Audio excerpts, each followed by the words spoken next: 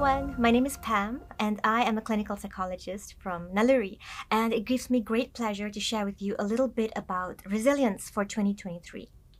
So, I like to think of resilience as a particular concept that we can use to help fuel us for any kind of adversity, any kind of challenges, and anything that we're facing. So, let's try to embark upon this journey to see how we can employ some techniques in order for us to have resilience for 2023. I would like to start by sharing with you a little bit of our agenda for today. So, we're going to start off with a very nice acronym, which starts off with N, A, L, U, R, and I. So, N stands for nutrition, and A stands for activity or an active lifestyle, and L for love, and U for the upward spiral theory. R for a resilient mindset, and I for identity. So, these are the topics that we'll be covering for today. So all of these six components are going to be used for us to really be able to see how can we actually embark on this technique of trying to inculcate resilience in us. So this is something that we're going to be able to try to use in order for us to really empower us to employ resilience in our life to prepare for the new year. So join me with this. Let us now go to the first component, which is called nutrition. So you might be wondering, what has nutrition got to do with resilience? Well, so nutrition is something that's very important because we are what we eat, and also it really helps fuel our energy.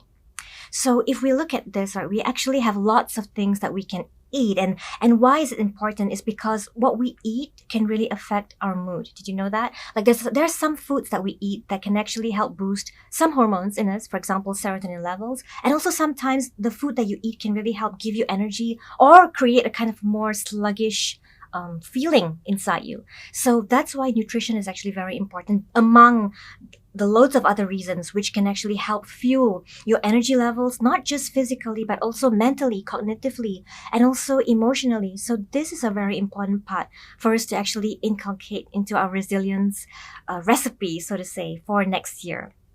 I'd like to share with you the next component in the Naluri cycle, which is called activity.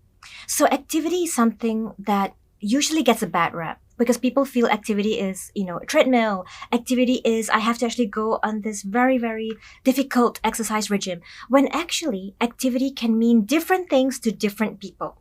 For example, you can actually choose an activity that appeals to you, because I know people or even clients who feel that they really don't like doing a particular set kind of gym activities, or maybe doing a particular kind of heavy loaded kind of exercise. So what they do is, instead they actually do household chores, or maybe they would take a longer route to their parking area, or they would take a longer route. Instead of using the elevator, they would actually use a staircase, for example. So there are different kinds of things that we can do for activity. And why is this important, everyone, for resilience?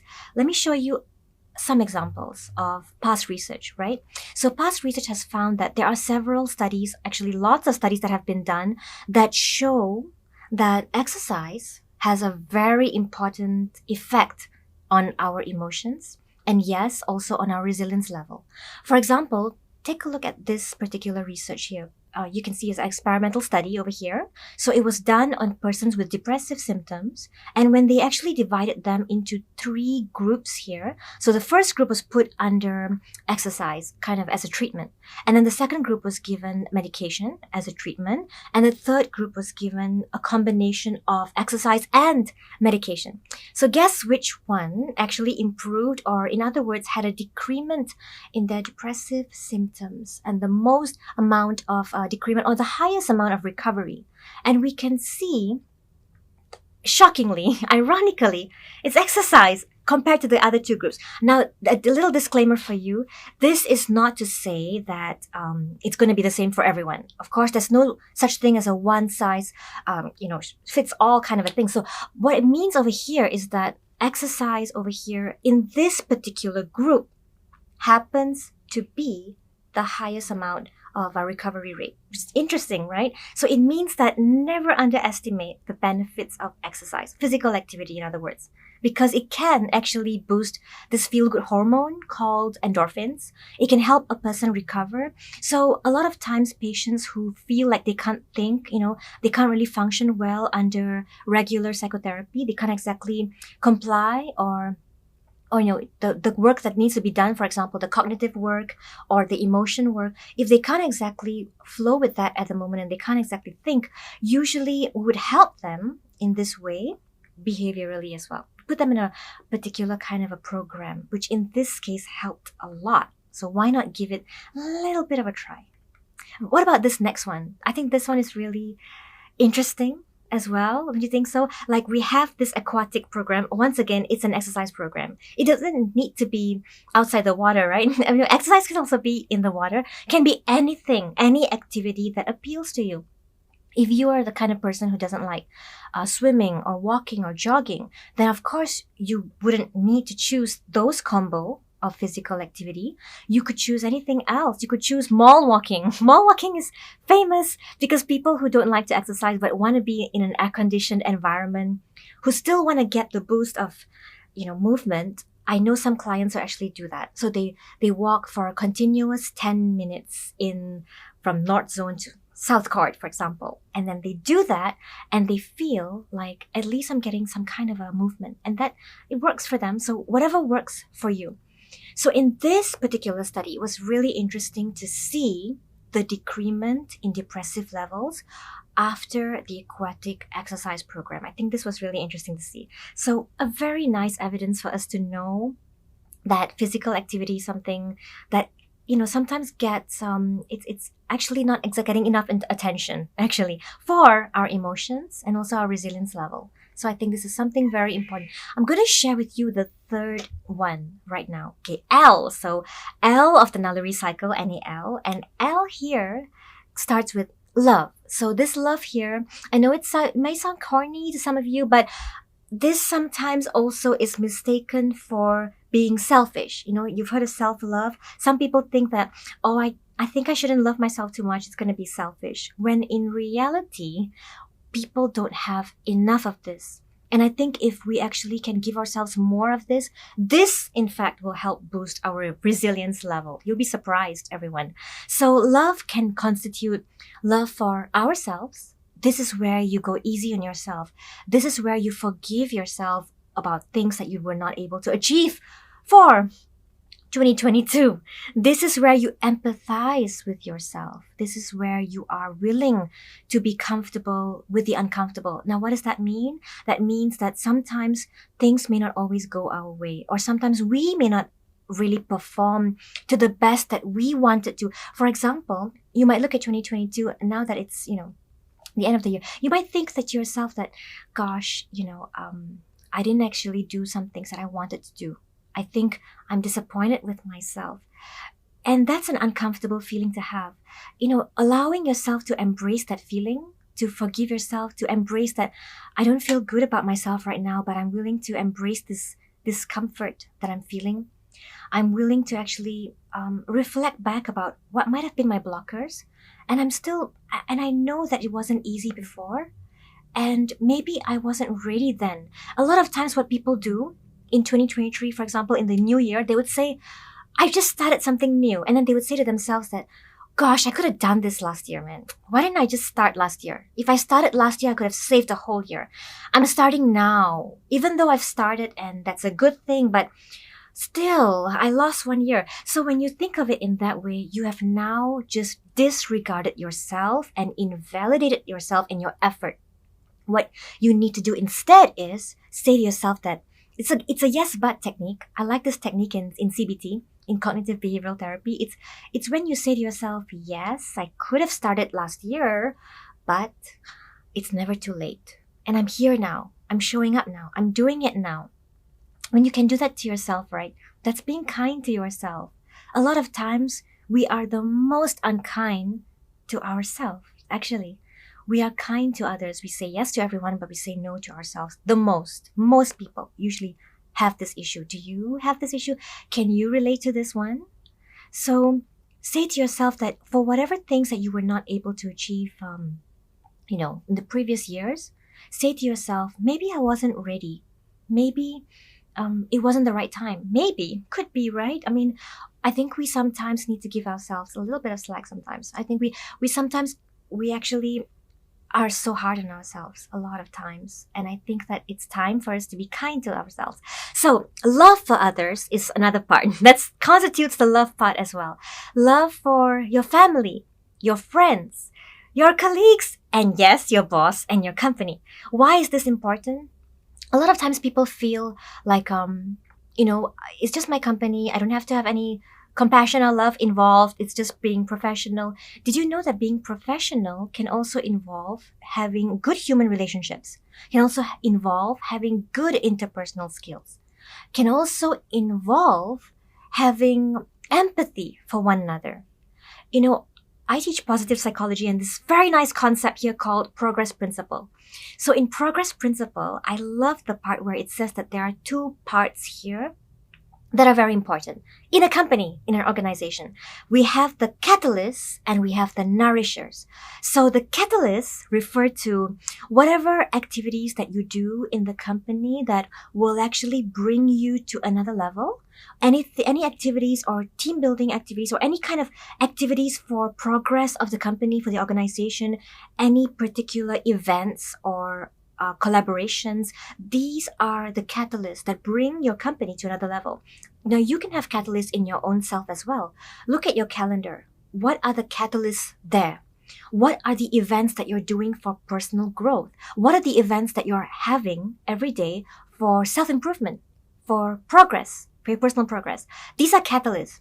You also have another major component called nourishers. So nourishers are very important for progress. Remember, this is progress principle. There are two parts. So catalysts and nourishers. So nourishers are you, actually, the people component, human factor. So the employees of the company. In other words, you in your calendar, you are important. So what are you doing to get nourishment for yourself? So if you want to look at it in the context of a company, how are you actually helping to build one another? Collegiality and also, team spirits and also team building. What are you doing as a whole to bring yourself to another level from the human factor level, from an interpersonal level? What are you doing within yourself to bring yourself to having more self-care, for example? And then what are you doing to build that self-care to one another, to help each other have that network of self-care as well? How are you, being fulfilled at home and also with your friends and your colleagues and your boss and your company? When you can think of it in this way, you would have such a beautiful network happening within you, so intrapersonally, and also around you. Let's face it, everyone, we spend a large amount of hours at work. Am I right? So wouldn't it be awesome to have a beautiful environment around us filled with love and psychological safety? This is a very important requirement for every individual to have. So love does not stop at home. We need to bring it with us everywhere we go because that's going to help bring your prosperity and your progress to another level. Okay, so that's something very, very important. Another part about love, right, is validation. A lot of times people don't get enough validation because they themselves don't validate each other, them own self actually, and they don't validate each other enough. So start by validating yourself first. And how do you do that? Simple. Look at a mirror. You can also whip out your phones, look and take a selfie. While looking at your mirror reflection in the selfie mode, say to yourself like, I'm proud of you. You did well. Or, you did well for 2022. You did your best with the resources that you had. You got through it another year. And you're gonna get through another year just like that. If you can say that to yourself, some people like, giving a high five to the mirror. Some people like actually, like touching or doing whatever kind of stuff that actually appeals to you. So you can do that. For me, I smile and I say, you did it or you made it. It sounds funny at first, but when you actually have the habit of having positive self-talk, you actually change the voices in your head. I'm not talking about the audible voices. I'm talking about, you know how we all have these thoughts in our head, these insecurities. You start to change them and it starts to sound kinder to you. So validate yourself. Say to yourself that, wow, I actually got through this day. I actually got through this year. And then, you know, the paid forward concept, tell that to someone else, somebody around you. I appreciate all the care that you've been giving to the company or to me or to our, you can say that to your family too. It's really beautiful when we start this networking of validation. It becomes a domino effect. And that's my favorite part about it. So let's do it together, okay? Can you say something to yourself? What can you say to yourself right now? What do you need to hear the most right now? I need to hear to my own self. I want to hear myself say to me, you did well, Pam. Like, gosh, I don't know how you do it, but you're coping and you're getting through the day. You're still here. You showed up. You dressed up. You showed up. You made it. And no matter what, you always do your best. I think that's nice to hear. Don't you think so? So what do you need to hear from your spouse, from your family, from your own self? Most importantly, right? Starts with you. Because everyone, if we don't do this for ourselves, there's some very important concepts that you got to know about actually in psychology. When we go through a period of give and give and give, and you don't get fulfillment of refilling up, even our handphones need to be recharged, right? So you need that too, even more. You're a human being, flesh and blood. You need that too. So even even robots need to be recharged, I'm sure. So how much more do you as a human being need to have, recharging and re-energizing? Because when you fall into the trap of just give, your battery goes down from 90 to 80 to 70%, 60%, 50. Very soon you're like 10%. Then you're like red zone there. And then before you know it, you're empty. And then you go into this phase called compassion fatigue. And what compassion fatigue is where you go into this period of almost numbness and you just don't feel anything anymore. You have your empathy slowly changes into apathy, and you suddenly feel this emotional and physical exhaustion that you just don't have any more, fuel left, and you just feel empty and you just don't have any more to even give. And then that's when burnout sets in, by the way. That's dangerous when it starts to happen that way. And that's what we call compassion fatigue.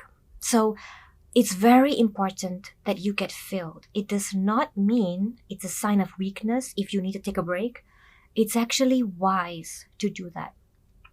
You'll be surprised with the number of people who I've heard of, who I've known in my own clients, even my family, who I'm hearing of, we can hear people around us actually having burnout symptoms, fatigue, restlessness, frustration, even strokes at a young age, or heart attack, or cardiovascular, issues, cholesterol issues. Did you know that prolonged stress can cause our arteries to actually constrict, and then that can actually help, and it can actually disrupt the blood flow, and when that happens, it's not exactly healthy for our cardiovascular system. So all of these things can affect our health, our physical health. That's why in this cycle I talk about physical nourishment, starting with the nutrition just now, then there's activity just now, and then now we're at the emotion part as well. So don't you think that's a very important food for thought, right? There's another component here that you have to hear about, everyone. It's called vicarious trauma. Okay, so this part, I like to look at it as secondary traumatic stress, especially if you are in the service line, helping line, or if you're in the line where in your company you're actually dealing with a lot of people and you're helping people a lot, or you're dealing with a lot of your clients or customers or clients and people that you actually want to help. So this vicarious trauma can actually mean that sometimes we tend to absorb people's issues or problems or any experiences that they're going through. We tend to absorb it. And when we do that, sometimes we are living through another person's traumatic event or stress or any kind of experience that they are going through. So me being in the helping profession is very important that we need to have psychological debriefing. Did you know that even psychologists can have a peer psychologist to also discuss things with? It's also important. It's good for us as well. So seeking help is not a sign of weakness. It doesn't mean that something is wrong with you. It just means that we all need to check in with one another once in a while. It's not bad at all. It's good. We all need that. I talk to someone too. It's all a part of personal growth, a process. So that is something that you can do to love yourself. Okay, I'm going to share with you this other part here. It's you, okay, NALU. So it talks about the upward spiral theory. Also a very nice part in positive psychology. This theory speaks about how emotions can be felt when we practice a particular kind of a new behavior. For example, the way we start our day is very important. So usually when you start a particular new health behavior, obviously you'd feel this very nice, healthy, positive affect or emotions. That's a good thing. Now, research says that when you start to feel those positive emotions, right, according to this theory, it will create a non-conscious motive for that activity to keep being done by you. And not only that, you'll want to do more things. So it's like a domino effect.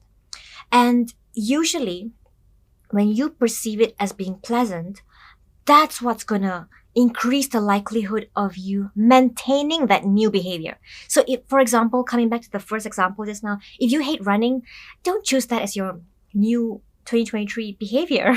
Choose something else. Like I love cycling and I love doing that so much. So I do it like, effortlessly, and I enjoy it so much. I put on my earphones and I'm just like going into another zone. So do that. If that works for you, do that. If you love maybe just taking a walk in the park or you love mall walking, like some clients who I know, it's fine. Just do that, whatever works for you.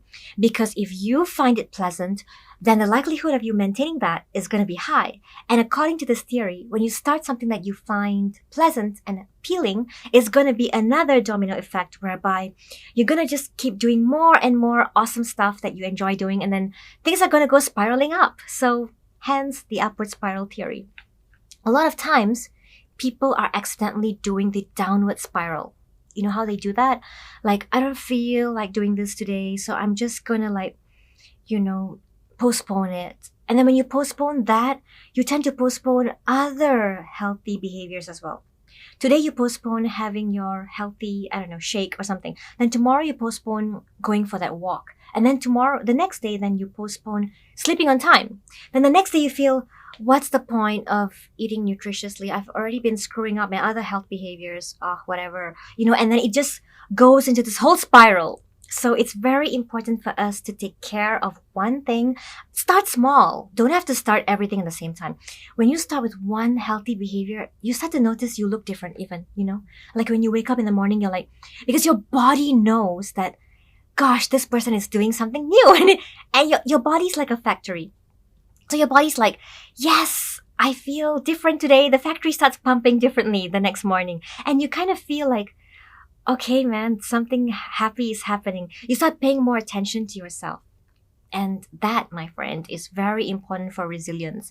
Because when you take care of yourself, you are building this kind of battery up for resilience to get to another higher level. So it's something that we nurture.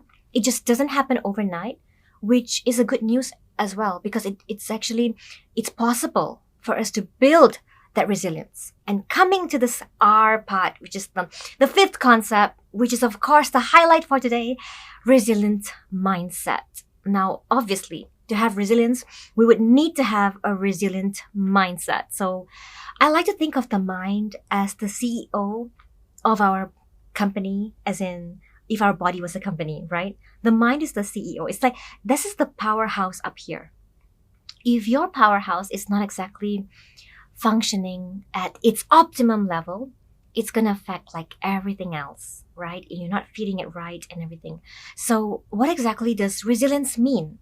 So resilience actually is the power for someone to be able to bounce back up after a setback, right? So it's interestingly, if you look at Charles Darwin's quote, right? It's not the strongest of the species that survive nor the most intelligent. It's the ones that are most adaptable to change, the most flexible to change. So, are you resistant to change? Because everyone, change is inevitable. The only thing constant in life is change. I'm sure you've heard of that before. So, it's very important for us to actually be flexible, adaptable, kind of like being able to be open to experiences and embrace what's happening with you, because that's going to help build resilience. So you might be saying, yeah, but like how? Okay, so one of the first things you can do is to manage your expectations and your standards. So this is something I like to say to myself. I have this where I would say it can be a weakness, it can be a strength.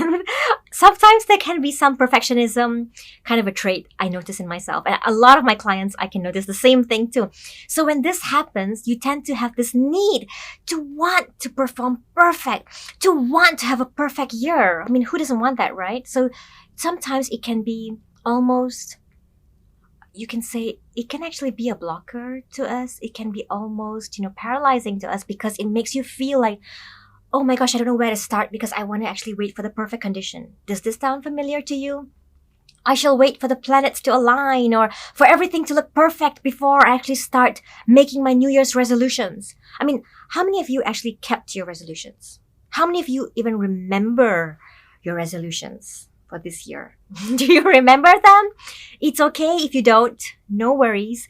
But I find it interesting to say to myself, Pam, just manage your expectations, lower your standards. So it's a brain trick. It's just a mind trick that I say to myself to actually help me get over that perfectionism.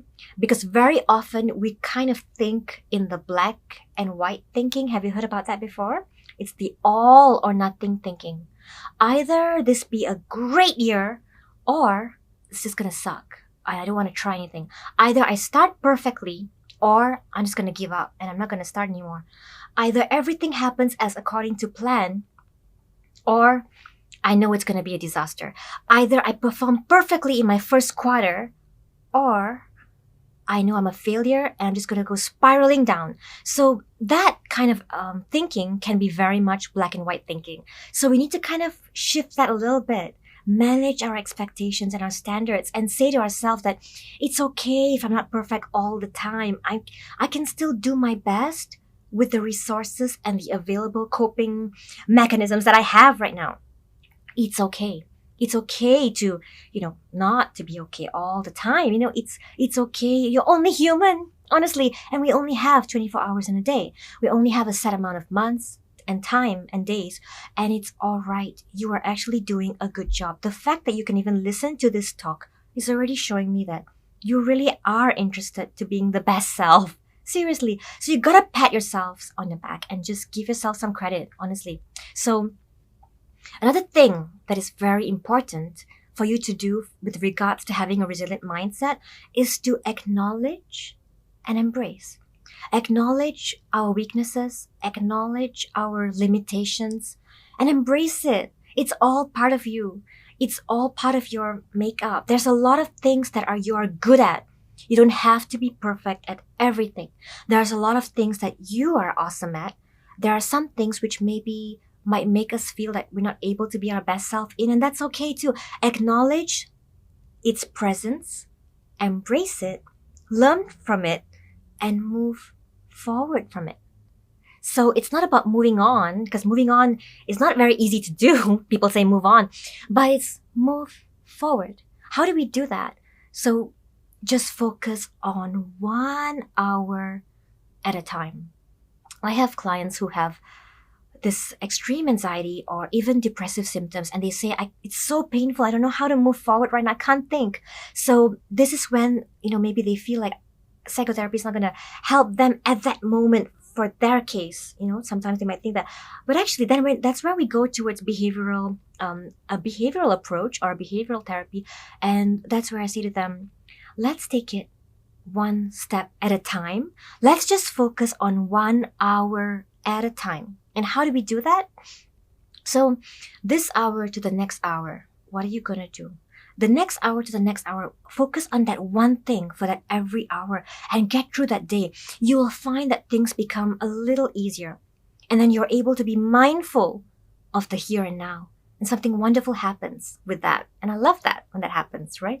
Okay, I want to share with you something else that super interesting and very, very important for you to know. Okay, so imagine that I have with me here, okay, a bone. All right, there's a bone here with me, and I'm holding up a bone and I'm shaking it in front of you. Now, imagine that there was a lion in front of me, okay, and I was actually shaking this bone in front of the lion.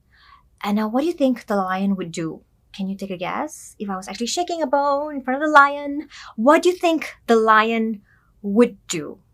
Now, hold that thought.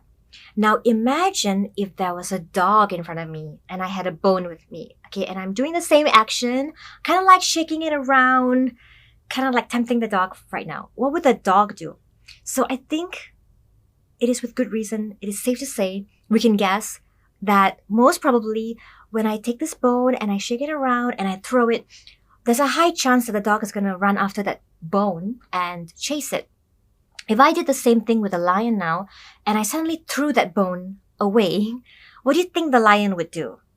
Would he really chase that tiny bone? Or would he be like, nah, I'm more interested in the bag of bones in front of me, which is you? In other words, he's looking at the big picture. Okay, so he's not looking at the tiny distraction that you had in front of him. He's looking at you. You are the big picture. But notice if you watch all those videos of when they show, zoo animals and when they show lions at a zoo, right? Do you notice how when there are people watching them, even through a glass, they don't just pounce on them. I mean, they don't know that there's a glass there. Oftentimes they think that the see-through glass is not there. So they try to pounce, but even then they don't do it immediately, right? They wait and observe and they embrace and they kind of be in observation mode very patiently for quite some time before they make their next move of jumping only to realize it's a glass at a zoo. But then in this case, right, coming back to the bone and the lion, so he's not interested in those distractions. He's interested in the big picture, which is you. And that is what we're trying to say here, everyone. It's cultivating the lion mind in us. If we can have the kind of thinking in that way, we would not be so reactive to the circumstances and the challenges around us. We would be very calm. We will be very perceptive. We will be embracing whatever that happens. We will acknowledge whatever that happens, whatever limitations, whatever, hurts that we feel, whatever kind of stress that we're undergoing, and then embrace it and see, what can I do right now? Be in observation mode. This is a concept of mindfulness as well. Being in the present here and now, not being reactive, but being patient to think and ponder before you respond instead of immediately being reactive like the dog would be. So cultivate the lion mind within you as opposed to the dog mind. Can we do that? Anytime you are faced with an angry email or an angry kind of a message from somebody close to you, anytime you're faced with a difficult, challenging, stressful, anxiety-provoking situation, put on the hat of the lion's mind and think, how can I approach this being mindful, perceptive, and not being distracted by the small bones around me, but looking at the big picture. That is a very nice concept that I find helps me a lot. It's like very helpful kind of a technique for us to remember. There's another technique or analogy. I love analogies, by the way, so it helps me a lot. So I hope it will help you too. If you look at the storm or the eye of a hurricane, usually we can see everything being so catastrophic and chaotic around, right? Around the hurricane, obviously. But within the eye of the hurricane, which is the middle part, is usually a state of calm and stillness and quiet and peace. That's the part that's very calm and it's not moving. It's around it that's chaotic. But the middle part is calm. Now imagine when things are so chaotic around you, can you imagine that? Think of yourself as being in the eye of the hurricane. If you're reactive and you're angry and you're reactive and you're stressed and you're like, totally panicking and you're like angry, now you're still at the hurricane. You're at the side. You haven't come to the eye yet. Come to the eye. And when you're at the eye of the hurricane, you'll be able to think clearer, calmer. Things just look quieter. Everything just stands still. And you can actually have a more better perception of how to deal with what's around you next. We're so caught up with the fast pace of life. And sometimes we just have to keep ourselves in the eye of the hurricane. Don't be in a hurry to get caught in the turmoil of the rat race and, just caught in that fast pacedness. You can be in the eye all the time, despite what's happening around you. So this is another thing that I find very helpful for resilience, right? Okay, coming to the final letter. I love this letter. It's the I letter. All right, so identity is a very important part in resilience. Why? Because if you know who you are, if you know what you want from life, you have this very great directed focus as opposed to a scattered focus. And you're able to keep your eye on the goal and you're able to move forward, right? So how? How do we do this, right? Who are you, first of all? What is your self-concept? How do you define yourself? What is the things that, brings meaning to your life? What is your intrinsic motivation? What do you think you really want to achieve in your life, for example? Is there anything in particular that you really have been wanting to do, but you just didn't have time to pay attention to it? So another analogy I want to leave you with is that imagine that life is a car. Who's in the driver's seat? Are you seriously holding the steering wheel or is someone else holding the steering wheel? Where are your goals? Are they in the back seat?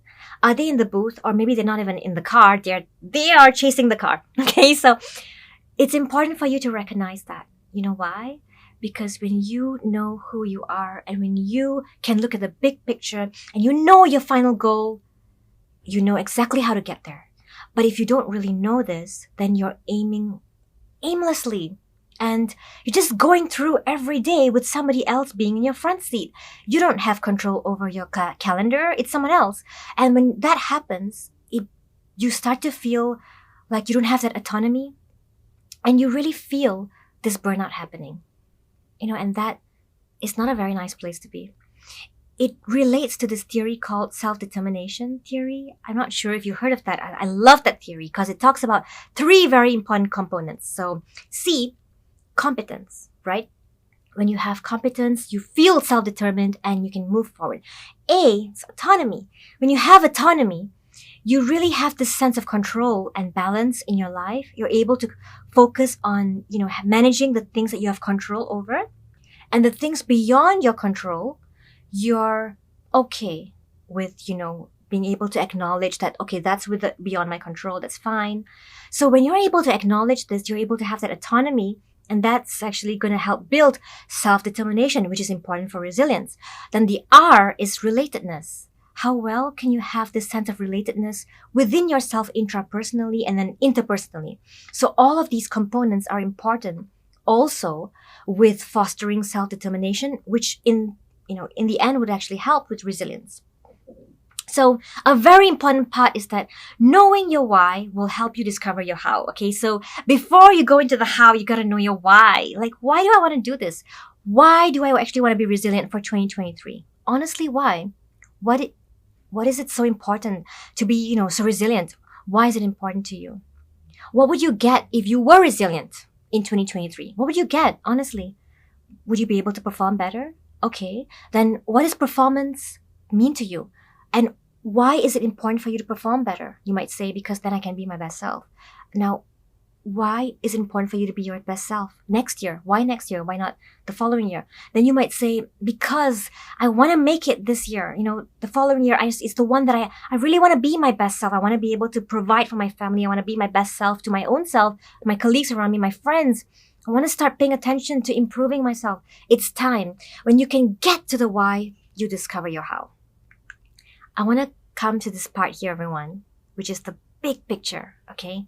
Let's look at the big picture in your life. Now, coming back to the lion's mind over here, I do this thing which is very helpful. I find this particular task very helpful. I need all of you to do it together with me, right? If you can whip out your phones, if you can actually go to the calculator mode maybe, or can just do this in your mind mentally as well. So what we're gonna do is we're gonna choose a target age. Can you choose a target age? So a target age is a particular age that when you reach that age, you want to be more settled. Maybe it's like your short-term goal that you want to go towards, and you want to be more settled in particular goals that you want to have achieved by that time, right? So I set my target age as 50. All right. This is for me, but you can choose another target age. And I'm 40 right now, so I'm going to minus that target age from my current age. So that's 50 minus 40. That's 10 years to go before I reach my target age. So what is your target age, everyone? Can you think of one? Can you write it down or have it in your mind? Have you thought of one? Okay, how old are you right now? Take that age and subtract. Can you do that? I'm going to give you some time to do that, okay? Subtract it. Come on. What is the number that you got? Now, the number that you got, multiply that by 12 months, okay? So we're actually trying to convert that to months. So I got 120 months, okay? So I have 120 months before I reach my target age, right? 120 months. What does that look like on paper? What does that look like in a visual sense? So I'm going to show you in just a little bit. But first, I want you to think of your life as a video game, okay? As a game, online game, whatever, okay? It's a game. So now there's going to be 3 levels to your game. So remember that 120 months just now? I'm going to divide it into 3 levels. So imagine that I have 3 levels before I get to my target age. In other words, that's actually when I'm actually going to get to game. And I want to actually get to the finish line, right? I have 3 levels right now. So I'm going to take 120 divided by 3. That's 40, 40, 40.